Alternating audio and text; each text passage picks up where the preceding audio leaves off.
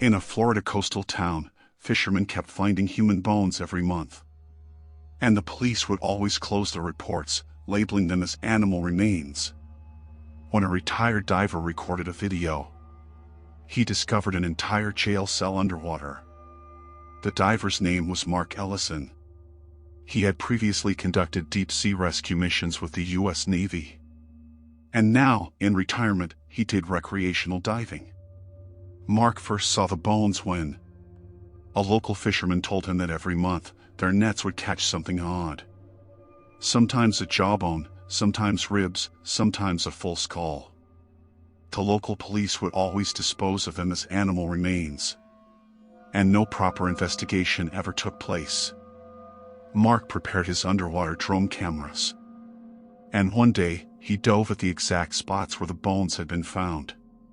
For the first 20 minutes, he found nothing. Just corals, rocks, and abandoned fishing cages. Then he spotted a structure on camera that looked completely man-made, straight metallic bars, arranged in a square, as if someone had designed a cage. Mark captured close-up shots.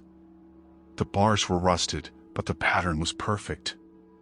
And chains hung from the interior. He surfaced to review the footage, zooming in on every frame. In one frame, a human rib cage was clearly trapped in a corner inside the bars. Mark showed the footage to the local police, but they claimed it could be sunken cargo debris, and refused to take any action. That night, Mark decided he would conduct a full investigation himself. And this time, he would bring physical evidence, not just footage. The next morning, he returned with his scuba gear and brought an underwater bag along with the camera. At the cage, he broke off a small piece of metal chain and placed it in the bag, and also retrieved a piece of cloth from the cage floor, stuck to barnacles. Back on the surface, he tried both items. And on the cloth, faint stitching was visible, initials LM. Mark checked the local missing persons database and found a tourist listed in 2011, Laura Miller, who had gone missing from this coastal town. At the time, the police had closed the case, presumed drowned. Mark called an old contact to run lab tests. A retired technician from the Federal Bureau of Investigation's Forensic Unit, Alan Brooks. Alan agreed to test the samples, but only unofficially, since he was no longer on active duty. A week later, Alan called and said just one line. "Mark, this bone fragment is definitely human." Mark suggested involving the police if it was human, but Alan refused, saying, "The day you involve the police, all this evidence will disappear." Mark took Alan's warning seriously and decided to gather more proof first, strong enough that no one could deny it.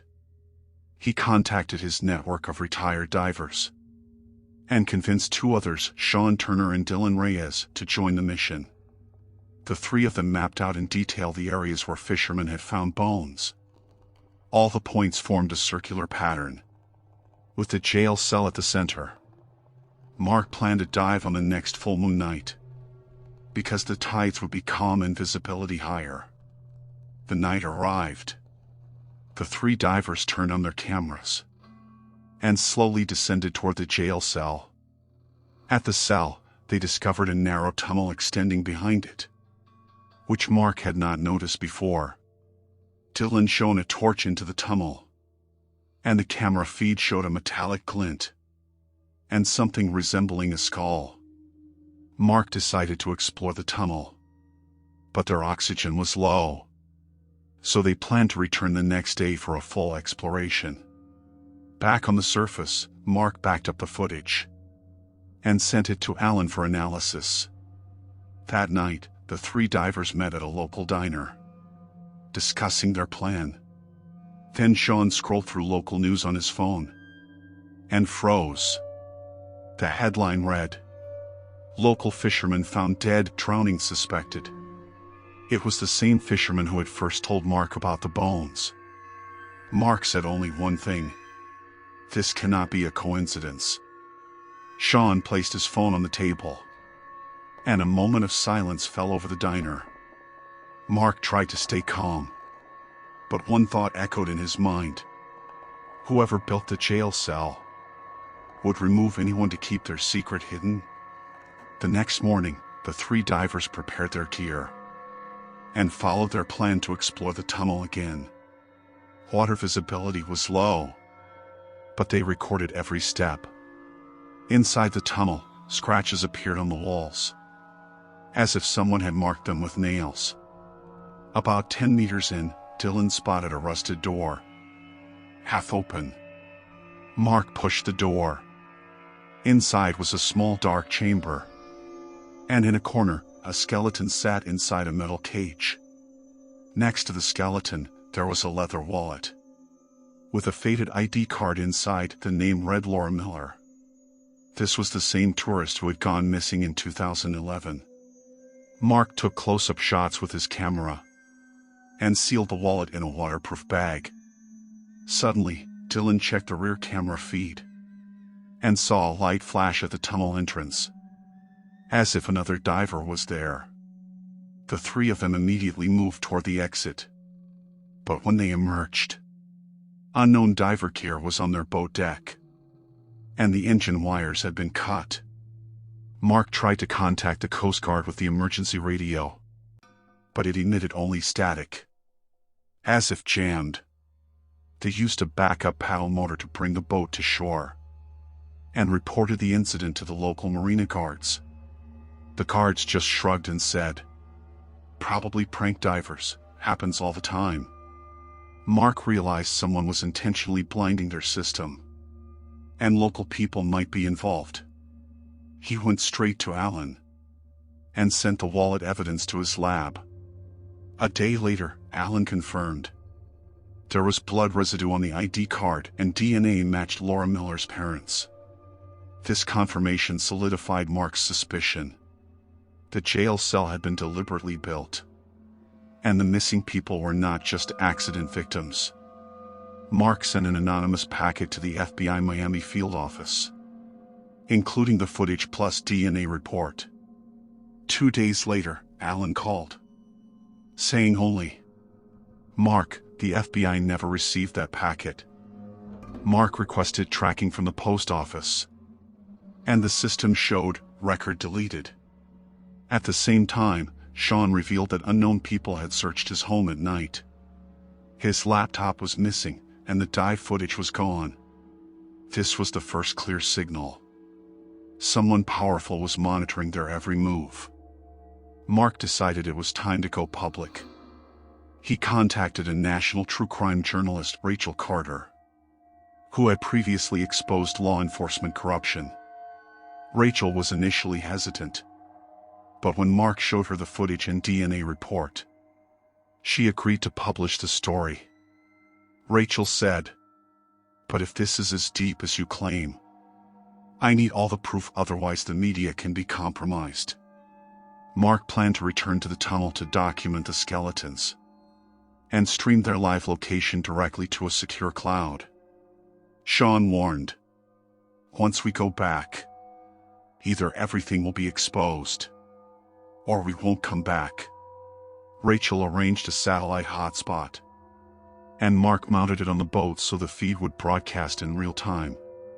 That night, the three divers went on a night dive, this time with full heavy gear, extra oxygen tanks, and motion sensors. As they entered the tunnel, the feed streamed live to Rachel's laptop, and she monitored every second from Miami.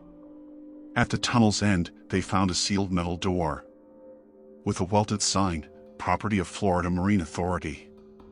Mark said in astonishment, "This isn't a private trap. This is government property." The door had a biometric lock, and beneath barnacle layers, a small camera lens was embedded. Sean covered the lens with tape, and Mark pried open the side panel of the door. Inside the panel was a blinking green light, and as he disconnected a wire, the entire tunnel began to vibrate. On Rachel's screen, the feed suddenly glitched, and all she could hear was Mark's voice. "The door is opening.